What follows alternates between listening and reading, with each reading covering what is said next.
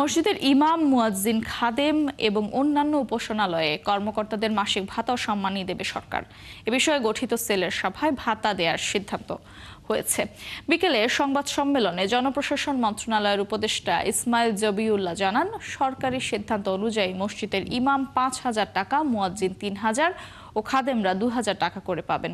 মন্দিরের জন্য পুরোহিত ৫,০০০ টাকা, সেবায়েতরা ৩,০০০ ও বৌদ্ধ বিহারের অধ্যক্ষ ৫,০০০ ও উপাধ্যক্ষরা ৩,০০০ টাকা পাবেন।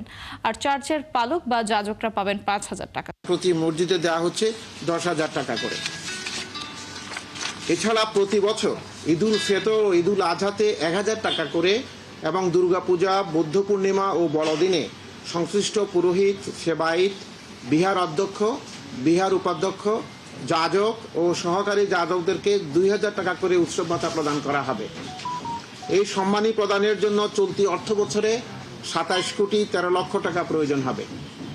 আগামী ১৫ই মার্চ তারিখের মধ্যে নির্বাচিত সকল উপকারভোগীর নিকট সোনালী ব্যাংকের মাধ্যমে এই সম্মানী প্রেরণ করা হবে। সম্মানী কোনো হাতে হাতে দেওয়া হবে না, তাদের ব্যাংক অ্যাকাউন্টের মাধ্যমে এই টাকা তাদের অ্যাকাউন্টে পৌঁছে যাবে।